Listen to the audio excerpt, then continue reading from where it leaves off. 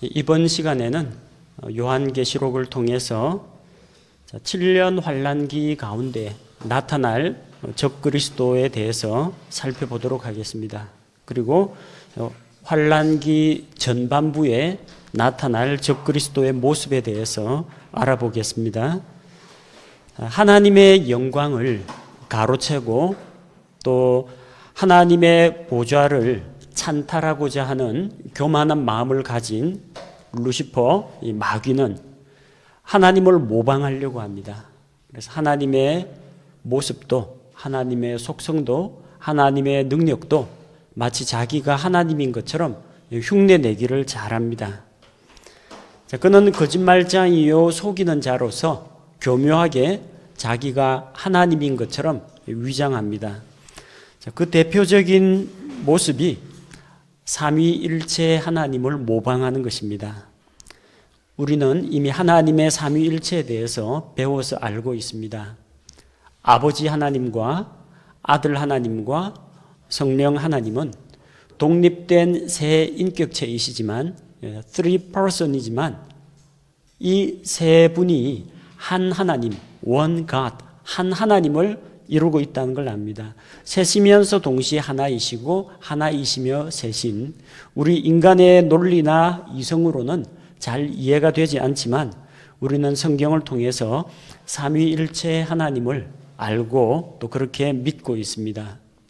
마귀 역시 하나님의 그런 영광의 신성을 흉내내기 위해서 자신을 삼위일체로 나타냅니다. 하지만 마귀의 삼위일체는 하나님의 신비에 속한 그 삼위일체를 완벽하게 드러내지는 못합니다. 그는 일개 창조물에 지나지 않기 때문입니다. 오늘 우리가 살펴볼 말씀은 요한계시록 13장 1절과 2절에 나오는 짐승에 대한 이야기입니다. 그리고 11절에도 또 다른 짐승이 나옵니다. 여기에는 짐승이 나오고 용이 나오고 또 다른 짐승이 나옵니다. 요한계시록 13장 1절을 보니까 내가 바다의 모래 위에 서서 보니 바다에서 7머리와 10뿔을 가진 한 짐승이 일어나더라. 그의 뿔들 위에는 10개의 관이 있고 그의 머리들 위에는 신성모독하는 이름이 있더라. 바다에서 나오는 짐승입니다. 그 다음에 나오는 땅에서 나오는 짐승하고 혼동하시면 안 됩니다. 2절에 보니까 그 짐승의 모습을 이렇게 표현하고 있습니다. 내가 본 그 짐승은 표범과 비슷하고 그의 발은 곰의 발 같으며 그의 입은 사자의 입 같은데 용이 자기의 권능과 자기의 자리와 큰 권세를 그에게 주었더라. 이 짐승에게 권세를 주는 존재가 있습니다. 그는 용이라고 표현되어 있는데 용, 옛 뱀, 마귀, 사탄 같은 대상을 지칭하는 용어들입니다. 마귀로부터 권세를 받아서 환란기 중에 권력을 행사하는 이 적그리스도에 대한 이야기입니다. 또 11절에 보니까 내가 보니 또 다른 짐승이 땅에서 올라오는데 어린 양같이 두 뿔이 있고 용처럼 말을 하더라. 바다에서 나오는 짐승과 땅에서 나오는 짐승이 서로 다르다는 걸 보여줍니다.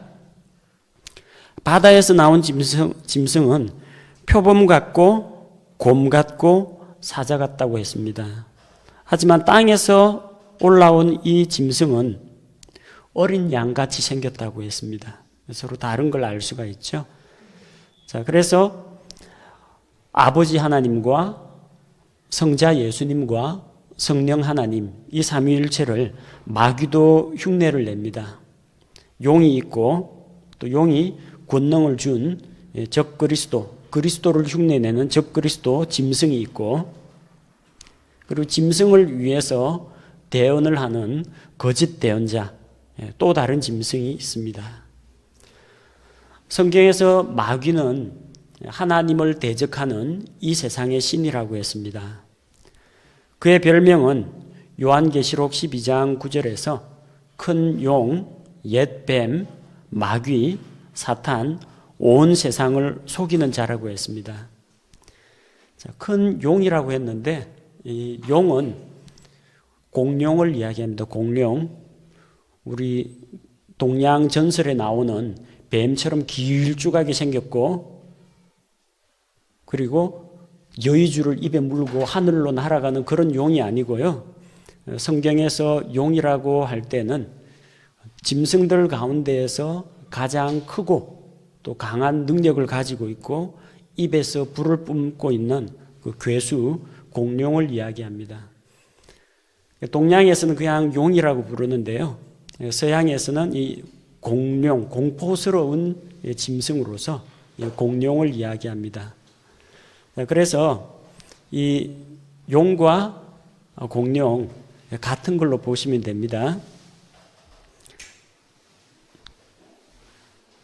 자, 그리고 성경에서는 이 용에 대해서 옛 뱀이라고 이야기하고 있습니다. 옛 뱀. 언제 성경에서 뱀이 처음으로 나타납니까? 에덴 동산에서 나타나죠. 에덴 동산에서 나타나서 사람들을 미혹하고 또 사람들을 죄에 빠뜨리는 바로 그 옛 뱀을 이야기합니다. 그의 다른 이름은 이 마귀라고 합니다. 마귀. 원래 본명은 루시퍼죠. 근데 마귀, 대적하는 자다 그런 뜻을 가지고 있습니다. 디아블로스, 데빌 우리가 그렇게 이야기하는데 영어에서 데빌이죠. 디아블로스는 대적하는 자를 이야기합니다. 그 다음에 사탄, 사탄이라는 말은 고소하는 자, 참소하는 자, 하나님 앞에서 성도들을 고소하는 자를 이야기합니다. 또 그의 다른 이름은 온 세상을 속이는 자, 처음부터 거짓말한 자요, 거짓의 아비라고 합니다. 자, 이 마귀는 신이 아닙니다. 그는 일개 피조물에 불과합니다. 하나님께서 창조한 그룹들 중에 한 마리에 불과합니다. 그런데 그가 하나님께 반역을 하고 이 세상에 영향력을 행사하는 공중의 권세 잡은 자가 되어서 이 세상 통치자로 행세하고 있습니다. 그는 하나님과 마귀를 대등한 위치에 놓고 보면 안 됩니다. 누구하고 맞먹느냐 하면요, 하나님의 보좌를 둘러싸고 있는 요한계시록 4장에 나오는 네 짐승이 있죠. 에스겔 1장과 에스겔 10장에 나오는 그 네 짐승, 네 생물과 같은 동급입니다. 그러니까 그렇게 뛰어나고 위대한 존재가 아니라는 겁니다. 실제로 계시록 12장에서 전쟁을 할 때도 이 사탄 마귀와 전쟁을 할 때 하나님이 나서지 않고 미카엘 천사장이 그와 대적을 합니다. 급이 다르다는 이야기입니다. 자, 두 번째는 적 그리스도가 있습니다. 적 그리스도, 안티크라이스트라고 합니다. 예수 그리스도를 대적하는 그리스도입니다. 그 역시 예수 그리스도를 흉내냅니다. 예수 그리스도의 기적 가운데에서 그분이 하나님의 아들이심을 드러내는 가장 놀라운 기적이 무엇입니까? 십자가의 죽음과 부활이죠. 죽음 가운데서 부활하심으로 말미암아 하나님의 아들이심을 권능 있게 드러내셨습니다. 이 적그리스도 역시 예수 그리스도를 흉내냅니다. 요한계시록 13장 3절에 보니까 또 내가 보니 그의 머리들 중에 하나가 상처를 입어 죽게 된 것 같았는데 그의 치명적인 상처가 나음에 온 세상이 놀라며 그 짐승을 따르더라. 예수님처럼 완전히 죽었다가 사흘 동안 죽었다가 다시 부활한 건 아니고 거의 치명적인 상처를 입고 거의 죽을 것처럼 되었는데 다시 일어났다는 겁니다. 그래서 12절에 보니까 자, 두 번째 나타난 땅에서 올라온 짐승이 첫째 짐승 앞에서 모든 권능을 행사합니다. 그래서 치명적인 상처가 나은 자에게, 이 적그리스도에게 사람들이 경배하도록 합니다. 또 14절에 보니까 그들이 칼로 상처를 입었다가 살아난 그 짐승을 위해 형상을 만들게 합니다. 모든 걸 종합해 보면 이 적그리스도는 칼에 의해서 치명적인 상처를 입고 거의 죽어가고 있었는데, 두 번째 나타난 이 거짓 대언자가 그 앞에서 권능을 행해서 그를 다시 일으키는 것을 볼 수가 있습니다. 예수 그리스도의 죽음과 부활을 흉내내고자 하는 것입니다. 자, 세 번째, 이 거짓 대언자. 하나님의 성령께서는 예수 그리스도를 증거하십니다. 예수님이 하나님의 아들이시요 그리스도이심을 성령 하나님께서 증거하십니다. 또 성도들에게 믿을 만한 이 확신을 심어주시고 봉인하시는 분입니다. 그런데 거짓 대언자가 적그리스도의 앞에서 바로 그런 일을 한다는 겁니다. 이 거짓 대언자는 적그리스도는 아닙니다. 마태복음 24장 24절에서는 거짓 그리스도들과 거짓 대언자들이 환란기 가운데에서 나타난다고 했습니다. 땅에 남아있는 유대인들을 미혹하기 위해서 자칭 거짓 그리스도들, 거짓 대언자들이 나타난다고 했는데, 이걸 보면 거짓 그리스도와 거짓 대언자는 서로 구별되는 존재라는 것을 알 수가 있습니다. 나오는 것도 다르죠. 적 그리스도는 바다에서 일어난 짐승입니다. 거짓 대언자는 땅에서 올라온 짐승입니다. 예수님은 요한계시록에 우리가 살펴본 요한계시록에 보니까 7개의 뿔이 있는 어린 양으로 표현되어 있습니다. 요한계시록 5장 6절에 보니까 보라, 왕좌와 내 짐승의 한가운데와 장로들의 한가운데에 전에 죽임을 당한 것 같은 어린 양께서 서 계시더라. 그분께 7뿔과 7눈이 있었는데, 예수님에게는 7뿔이 있습니다. 하지만 이 짐승은 다릅니다. 어린 양같이 2뿔이 있습니다. 예수 그리스도가 아니라는 거죠. 어린 양처럼 생겼지만 예수 그리스도는 아닙니다. 모습은 양처럼 생겼어요. 그런데 말은 진리의 말씀이 나오는 것이 아니라 용처럼 말한다고 했습니다. 마태복음 7장 15절에서 예수님께서 이미 경고를 주셨습니다. 양의 가죽을 입고 너희에게 나아오지만 속에는 약탈하는 일이라고 했습니다. 모습은 양처럼 생겼지만 말을 하는 것은 마귀의 말을 하고 마귀의 교리를 가르칩니다. 자, 그래서 이 어린 양처럼 생긴 이 짐승은 이 거짓 대언자를 나타냅니다. 환란기 때 모습을 드러낼 그 적그리스도는 성경에서 여러 가지 이름을 가지고 있습니다. 첫 번째는 그가 예수 그리스도를 대적하기 때문에 적그리스도라고 불립니다. 엔티크라이스트라고 합니다. 요한일서 2장 18절에는 그 마지막 때에 적그리스도가 온다는 것을 경고하고 있습니다. 어린 자녀들아, 지금은 마지막 때니라. 적그리스도가 오리라 함을 너희가 들은 것 같이 지금도 많은 적그리스도가 있나니 이로써 지금이 마지막 때인 줄 우리가 아느니라.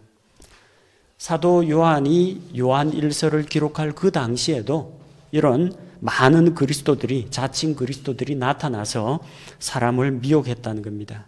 그런데 그 마지막 때에 나타날 적그리스도는 진짜 초자연적인 권능을 행사하고 마귀로부터 권능을 받아서 사람들 앞에서 이적을 행하고 온 세상에 대해서 정치적으로, 종교적으로, 경제적으로 영향력을 행사하는 그런 자가 될 것입니다.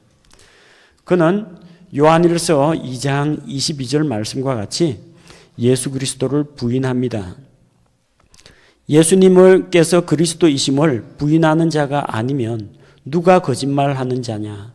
아버지와 아들을 부인하는 자는 적그리스도니라. 하나님 아버지와 예수 그리스도의 주되심을 부인하는 자가 적그리스도라고 했습니다. 그는 예수 그리스도를 대적합니다. 요한일서 4장 3절에서 예수 그리스도께서 육체 안에 오신 것을 시인하지 아니하는 영마다 하나님께 속하지 아니하였나니 이것이 적그리스도의 그 영이니라.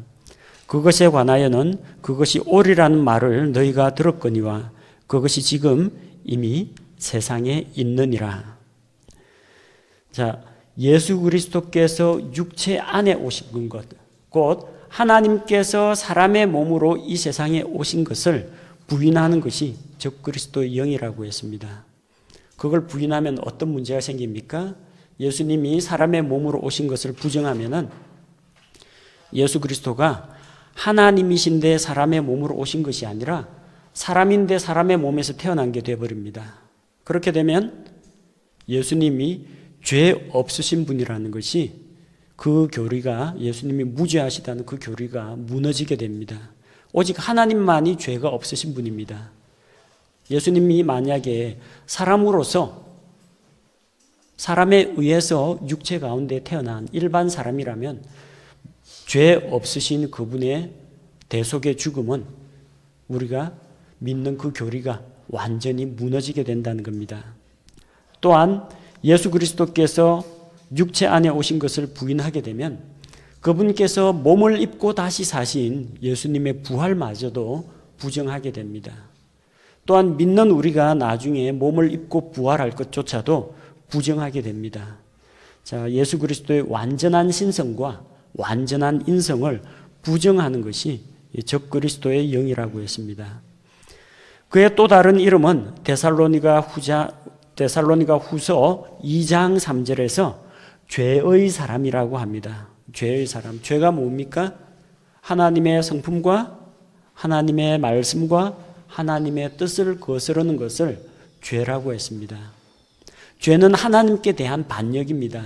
죄의 사람이라는 것은 사사건건 하나님께 대해서 반역을 행하는 자라는 것을 말합니다. 우리는 죄인입니다. 일반 이 세상에 태어난 사람은 다 죄인입니다. 그러나 일반 세상에 태어난 사람을 가리켜서 다 죄의 사람이라고 하지는 않습니다. 이 사람은 적그리스도는 그 자체가 그냥 죄악 덩어리입니다. 처음부터 끝까지 하나님을 대적하는 그런 말과 행실을 하기 때문에 죄의 사람이라고 합니다. 또한 성경에서 데살로니가 후서 2장 3절에서 멸망의 아들이라고 합니다. 멸망의 아들이라는 표현은 성경 전체에서 단 2번 나옵니다. 한 번은 데살로니가 후서 2장 3절에서 마지막 때에 나타날 적그리스도에게 사용되었고, 또 하나는 요한복음 17장 12절에서 가룟 유다를 가리켜서 멸망의 아들이라고 표현하고 있습니다. 요한복음 17장은 예수님께서 기도하신 그 내용이죠. 하나님 아버지의 영광과 또 자기를 믿고 있는 제자들과 그들을 통해서 앞으로 믿음을 갖게 될 사람들을 위한 주님의 기도입니다. 그러면서 예수님께서 땅에 있는 자기에게 속한 사람들을 지켜주시고 보호해 주시기를 기도하는데, 요한복음 17장 12절에서 내가 그들과 함께 세상에 있을 때에 아버지의 이름으로 그들을 지켰나이다. 아버지께서 내게 주신 자들을 내가 지켰고 멸망의 아들 외에는 그들 중에 하나도 잃어버리지 아니하였으니 이것은 성경 기록을 성취하려 함이니이다. 멸망의 아들 외에는 하나도 잃지 않았다고 했습니다. 그 멸망의 아들은 바로 가룟 유다를 이야기합니다. 사도행전 1장 25절에서 가룟 유다는 지옥으로 갔다고 보여줍니다.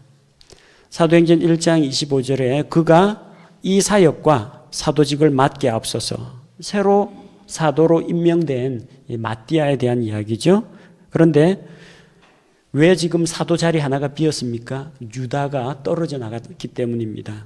유다는 자기 자신의 처소로 가려고 범법함으로 그 직분에서 떨어져 나갔나이다 하고, 이 성경 구절은 우리가 주의 깊게 읽어야 됩니다.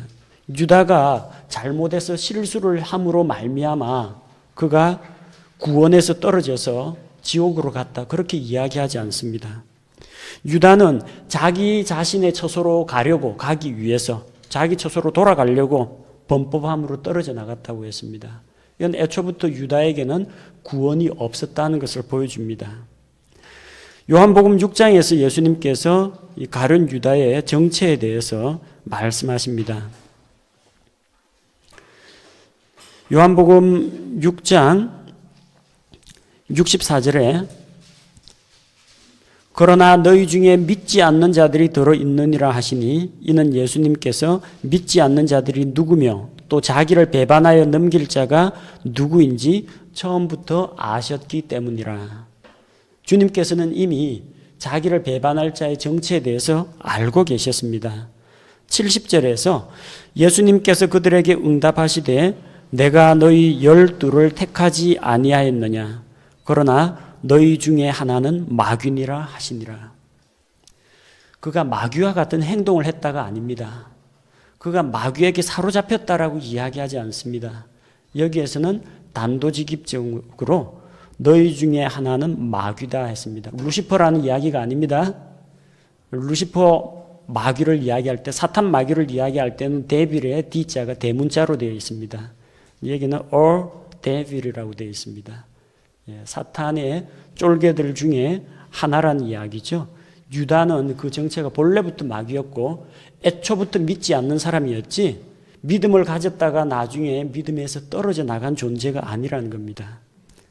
그는 영원한 멸망으로 들어갈 자입니다. 왜 멸망의 아들이냐? 멸망으로 들어갈 자이기 때문에 그렇습니다. 유다는 자기 자신의 본래 처소로 돌아가기 위해서 떨어져 나갔습니다. 주님을 배반하고 떨어져 나갔습니다. 겉으로는 주님의 제자인 척하고 재정 담당을 하고 있고 예수님 제자 노릇을 했지만 그의 본 정체는 마귀였다는 겁니다. 그래서 신학자들 가운데에서는 아마도 이와 같은 방식으로 적그리스도가 올 것이라고 하는 겁니다. 유다는 사람의 몸을 가지고 있었지만 성경은 그 정체가 마귀라고 이야기합니다. 마찬가지로 적그리스도 역시 마지막에 올 때 가룟 유다처럼 일반 사람처럼 나타나지만 그의 본 정체는 마귀가 사람의 모습으로 올 것이라는 겁니다. 예수 그리스도의 성육신을 그 역시 교묘하게 흉내낸다는 것입니다. 혹은 어떤 신학자는 자기의 처소, 거기가 자기 집이에요. 자기의 처소로 돌아갔던 그 마귀가 가룟 유다가 마지막 때에 다시 나타날 것이라고 보기도 합니다. 왜냐하면 이 son over perdition이라는 것은 단 두 사람에게만 적용되는 구절이기 때문에 그렇습니다. 자, 그 다음으로 그 정체에 대해서, 적그리스도의 정체에 대해서 자, 사악한 자라고 표현하고 있습니다.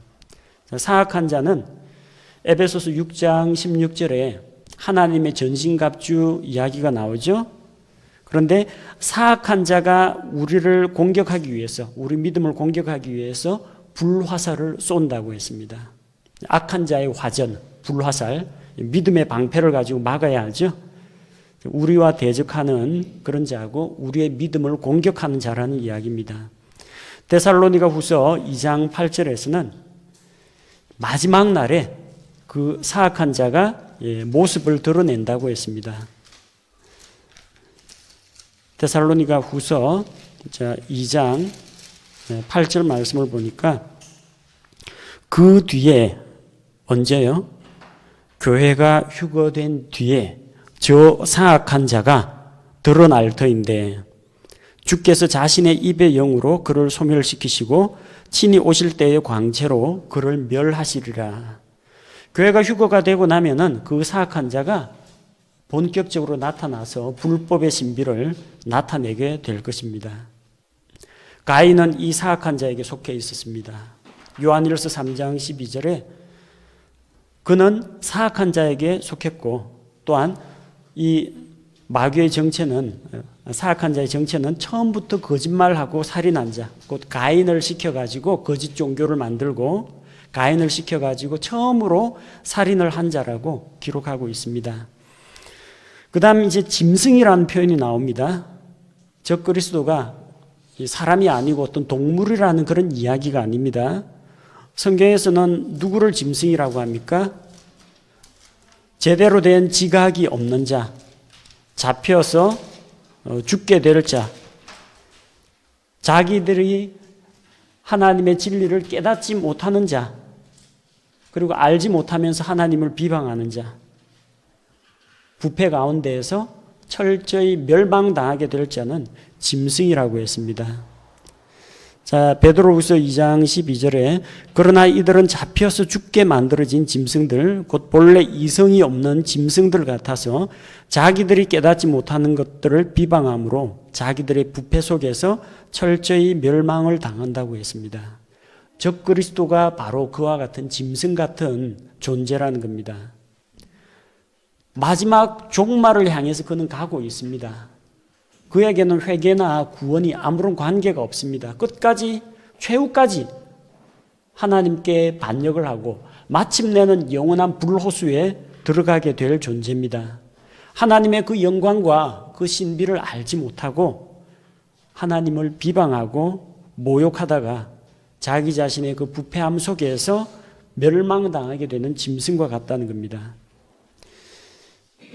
우리가 오늘 살펴본 요한계시록 13장 1절에서는 바다에서 일어난 7머리와 10뿔을 가지고 있는 짐승이라고 표현했습니다. 그래서 7머리라는 것은 나중에 별도로 설명이 나옵니다. 자, 7산을 이야기한다. 곧 7산, 7개의 언덕 위에 건설된 도시 로마를 이야기합니다. 그리고 10뿔은 성경에서 본문 가운데서 열왕이라고 표현하고 있습니다. 이 내용은 이미 다니엘 7장에서 언급된 내용입니다. 7머리와 10뿔에 대해서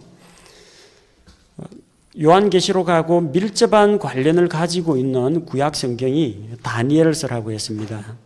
다니엘 7장 7절에 보니까 첫째 짐승, 둘째 짐승, 또 다른 짐승, 셋째 짐승, 그리고 넷째 짐승까지 나오죠. 이 일 뒤에 내가 밤의 환상들 속에서 보는데 보라, 넷째 짐승은 두렵고 무서우며 심이 강하고 또 큰 쇠이빨을 가지고 있어서 삼키며 산산조각 내고 그 나머지를 자기 발로 짓밟았더라. 그 짐승은 그것 전에 있던 모든 짐승과 다르고 또 10뿔을 가졌더라. 10뿔 가지고 있는 넷째 짐승이 있습니다. 다니엘 7장 4절에서 6절에는 첫째 짐승, 둘째 짐승, 셋째 짐승의 모습이 나옵니다. 자, 7장 4절에서 첫째 짐승은 뭐하고 같다고 했어요? 사자와 같다고 했습니다. 자, 그리고 5절에서 둘째 짐승은 곰과 같다고 했죠. 그리고 세 번째 다른 짐승, 6절에 다른 짐승, 표범과 같다고 했습니다. 사자, 곰, 표범. 계시록 13장 2절에서는 뭐라고 이야기합니까? 내가 본 그 짐승은 표범과 비슷하고 그의 발은 곰의 발과 같으며 그의 입은 사자의 입 같은데, 새 짐승의 그 특징들이 고스란히 마지막 때에 나타날 이 짐승, 우리가 부르는 적그리스도하고 같은 존재라는 것을 보여줍니다. 자, 적그리스도는 어떠한 모습으로 사람들에게 나타나는가? 일단 그는 은사주의하고 아주 밀접한 관련을 맺고 있습니다.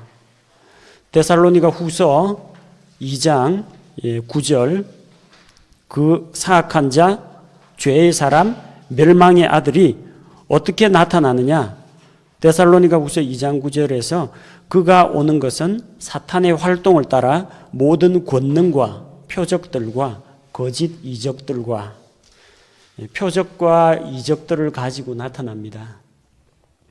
유대인들에게 하늘의 왕국을 전파하면서 메시아 왕국의 표적을 보여주고 믿지 않는 유대인들이 돌아오라고 하나님께서 사도들에게 표적을 주었습니다. 그래서 사람들을 구원하고 돌이키도록 하셨습니다. 그런데 그 사도들이 죽고 난 이후에는 사도적인 그런 권능을 행하는 사람이 없어요. 오늘날 뭐 어디 가면 용한 목사님이 뭐 병을 고친다라고 하는데 사도들의 표적은 무슨 질병이든지 그 사람의 믿음 여부에 관계없이 질병의 종류에 관계없이 그 적석에서 다 고칠 수 있어야 됩니다. 그리고 단순히 병만 고치는 게 아니라 어떠한 독을 먹어도 해를 입지 않습니다. 사도 바울이 독사에게 물렸는데도 전혀 해가 없었습니다. 죽은 사람도 이렇게 해야 됩니다. 베드로도 죽은 자를 살렸고 바울도 죽은 자를 살렸습니다. 이거 다 할 수 있는 사람은 지금 없어요. 신약교회 시대에는 이런 표적과 이적들의 시대가 아니라는 겁니다. 유대인 사도들이 행하던 그런 권능이에요. 자, 그런데 오늘날 신사도 운동, 은사주의 운동에서는 자기들이 사도라고 자처하며 나서서 거짓 표적들과 거짓 이적들로 사람을 속입니다. 마지막 때가 갈수록 이 은사주의가 전 세계를 뒤덮을 겁니다. 왜냐하면 교리는 달라도 이 은사주의에서 나타난 표적이나 이적들은 신비 종교에는 다 있습니다. 불교에도 있고 가톨릭에도 있고 무속신앙에도 있고 아프리카의 부두교에도 그런 기적들이 다 있습니다. 그래서 교리나 말씀으로 하나 되자 하면 절대 하나가 안 되는데 은사주의 기치 아래 다 모여라 하면 전 세계 종교를 다 끌어모을 수가 있습니다. 바로 땅에서 올라온 그 어린 양같이 생긴 짐승, 그 거짓 대언자가 이 마귀로부터 권능을 받아가지고 이적들을 행하고 기적들로 사람들을 속이게 될 거라는 겁니다. 아쉽게도 지금 현재 기독교계에 퍼져 있는 수많은 은사주의 집회, 여기에 속해 있던 사람들은 적그리스도와 거짓 대언자가 나타나서 사람들 앞에서 마술쇼를 벌이면 거의 대부분 다 속아 넘어가게 되어 있습니다. 두 번째 특징은 이 적그리스도는 인본주의라는 겁니다. 인본주의. 우리 요한계시록에 나오는 7교회 가운데서 어떤 교회가 인본주의 교회라고 했습니까? 라오디게아 교회입니다. 마지막 때 인권, 동성애자의 권리, 범죄자의 권리, 여성의 권리, 자꾸 이 사람들의 권리만 내세우고 사람들을 기쁘게 하고 이러는 이 종교 의식들은 라오디게아 교회의 특징입니다. 마지막 교회의 특징입니다. 인본주의가 무엇입니까? 하나님 대신에 사람이 만물의 근본이라는 겁니다. 사람이 역사 발전의 원동력이고 사람이 중심이 되는 것을 인본주의라고 합니다. 그러니까 하나님보다는 사람을 높이는 거예요. 누가 그 짓을 합니까? 데살로니가 후서 2장 4절에 보면 적그리스도가 자기는 일개의 창조물에 불과하면서 예루살렘 성전에 들어가서 자, 오늘부터 내가 하나님이니까 하나님 앞에 드리던 봉헌물과 속죄헌물 이런 것들을 가지고 오지 말고 이제는 나에게 경배하라고 경배를 강요하게 됩니다. 하나님 대신 창조물을 높이는 그런 인본주의 정책을 펴게 된다는 겁니다. 다니엘 8장 25절에서 그는 힘과 무력으로 사람들을 짓누르는 것이 아니라 자기의 정책을 통하여 속임수가 형통하게 하고 자기 자신을 높인다고 했습니다. 사람들을 속이는 가운데서 자기 자신을 높이는 거짓말로 사람들을 속이게 됩니다. 그게 인본주의 종교입니다.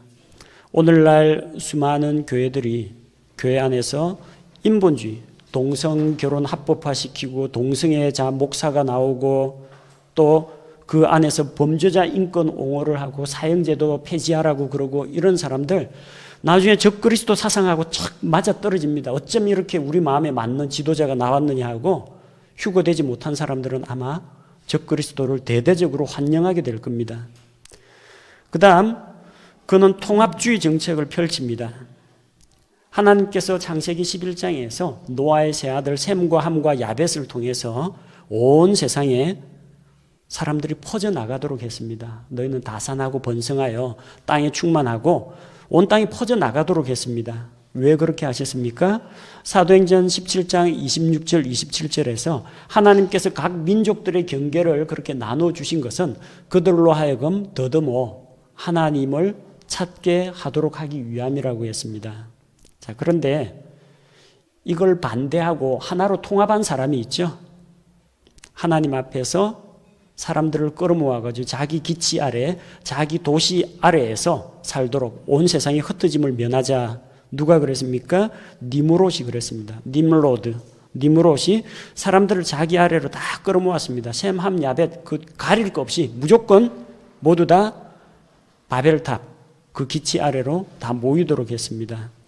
계시록 13장 2절에 나타난 그 짐승은 표범과 같은 짐승이라고 했죠. 표범은 배가 하얀색입니다. 피부는 누런색입니다. 몸에 검은 반점이 있습니다. 백인종, 황인종, 흑인종 가리지 말고 전부 다 통합주의입니다. 통합주의. 모든 걸 통합하는 인종통합, 종교통합, 경제통합, 정치권도 통합. 다 그 통합하는 것이 적그리스도의 술책입니다. 왜 그렇게 해요? 온 세상을 다 자기 소유하에 두기 위해서입니다. 네 번째 특징은 그는 평화주의자입니다. 다니엘 8장 25절에 그가 평화를 빌미로 많은 사람을 멸할 것이라고 했습니다. 계시록 6장 2절에서 흰 말을 탄 자가 나왔죠. 흰 말을 탄 자가 활을 가지고 있는데 자, 그 활만 가지고 있고 전통을 메고 있고 활 시위에다가 화살을 매겼다는 그런 이야기는 없습니다.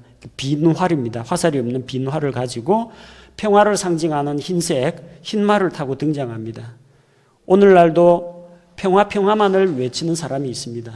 하나님의 엄중한 심판과 죄, 지옥 형벌 이런 거는 싫어하는데 평화, 용서, 화해, 종교 간의 대화, 종교 통합 이런 것들을 내세우고 불교와 기독교와 천주교가 텔레비전 프로그램에 같이 나와가지고 뭐 힐링 프로그램을 한다고 하고 성탄절 되면 중들이 와가지고 교회 행사에 참석하고 4월 초파일 되면 기독교인들이 절에 가서 부처 앞에서 절하고 하는 이런 일들이 일어나고 있어요.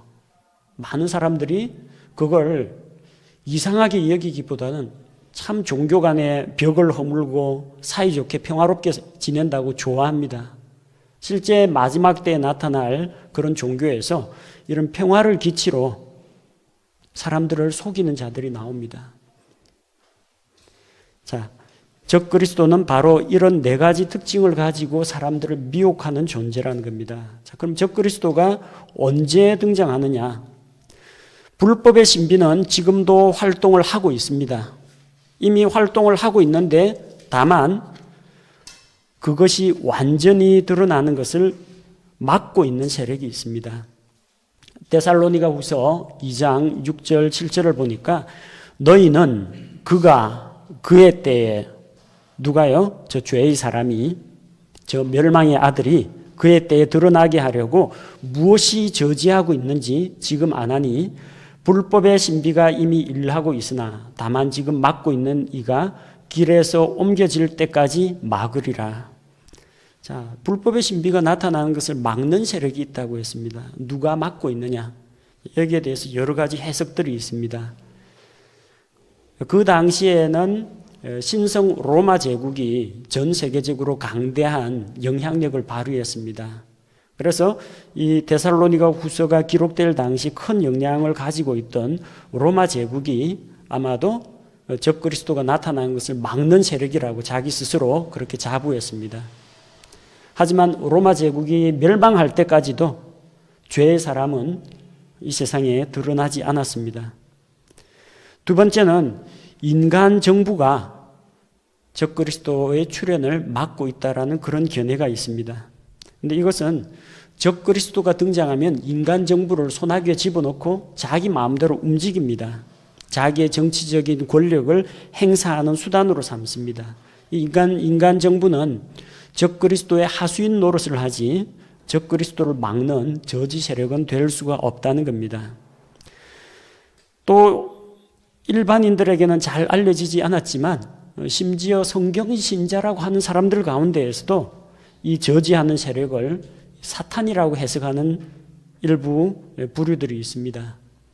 말하자면은 이 아주 능숙한 그 도박꾼이 마지막 히든 카드 하나는 항상 숨겨두죠. 결정적인 순간에 딱 카드를 빼기 위해서 감춰두는 것처럼 사탄이 이 적그리스도가 자기가 정해진 때에 등장하도록 하기 위해서 적그리스도가 나서지 못하도록 보류하고 있다는 그런 주장입니다. 근데 이렇게 되면 예수님께서 말씀하신 것처럼 사탄이 어떻게 사탄을 대적할 수 있느냐? 그러면 자기 왕국이 망하지 않겠느냐? 그 말씀에 따르면 이 주장은 모순이라는 겁니다. 데살로니가후서 2장 9절 10절에서 그 죄의 사람이 나타난 것은 사탄의 개입으로 인해서 이루어진다고 했습니다.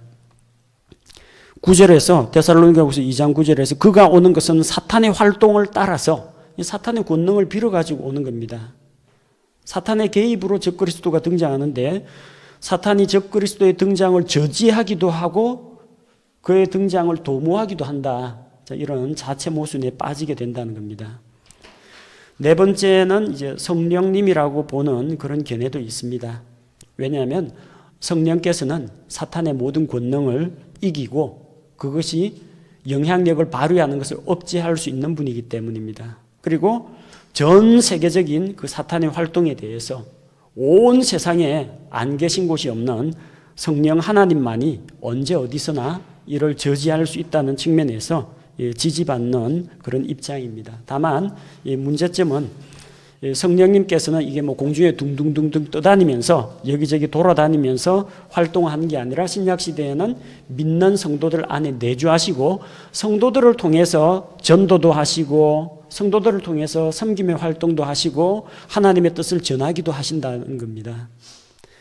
성령님의 능력은 교회 안에서 교회를 통해서 이루어집니다.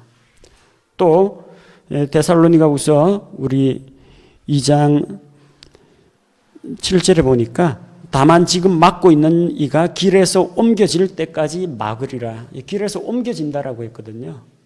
성령 하나님이 옮겨지는 존재인가? 하나님이신데 옮기시는 분이긴 하지만 그분이 옮겨지진 않습니다. 신약교회는 옮겨집니다. 어디로 옮겨져요? 이 땅에서 하늘로 옮겨집니다. 교회 휴거가 일어납니다. 성령 하나님은 휴거당하지 않습니다. 신약교회 성도들 안에 성령 하나님께서 계시니까 성도들 다 휴거되면 성령님도 하늘로 소환당해가지고 올라가 버리고 지상에는 성령이 안 계시다. 그러진 않습니다. 환란기에는 성령 하나님께서 유대인 사역을 하셔야 됩니다. 성령님은 치워지거나 옮겨지는 존재가 아니다. 그런 점에서 이런 주장은 조금 무리가 있습니다. 자, 그러면은 무엇으로 보는 게 합당한가? 신약 교회로 보는 것이 합당합니다. 교회는 마귀의 권세를 이깁니다. 마태복음 16장 18절 주님께서 약속하셨죠? 내가 이 반석 위에 내 교회를 세우리니 지옥의 문들이 그것을 이기지 못한다고 했습니다. 이 세상에 마귀의 권세를 이길 수 있는 그런 힘이나 집단이 있다고 하면 바로 신약교회입니다. 신약교회라는 것은 이 교회 건물을 말하거나 조직을 말하는 것이 아니라 예수 그리스도를 믿고 거듭난 모든 성도들의 연합체를 이야기합니다. 또 성령께서는 신약교회 성도들 안에 내주하시면서 그 성도들을 통해서 역사하신다는 겁니다. 그리고 교회가 길에서 옮겨지고 지금은 이 교회가 방파제처럼 불법의 신비가 본격적으로 드러나는 것을 억제하고 있는데 교회가 휴거가 되고 나면 이제 장벽이 없어집니다. 그렇게 되면 불법의 신비가 본색을 드러내고 본격적으로 활동을 하게 될 것입니다. 자, 적그리스도는 그래서 신약교회가 있는 동안에는 적그리스도가 안 나타납니다. 언제 나타나요? 불법의 신비가 나타나는 것은 그 뒤에 데살로니가후서 2장 8절 막고 있는 신약교회가 길에서 옮겨져서 휴거가 되고 나면 그 뒤에 저 사악한 자가 드러납니다. 그래서 여기 있는 우리는 적그리스도가 등장하는 것을 보지 못하고 휴거되게 됩니다. 그게 우리 성도들의 복된 소망입니다.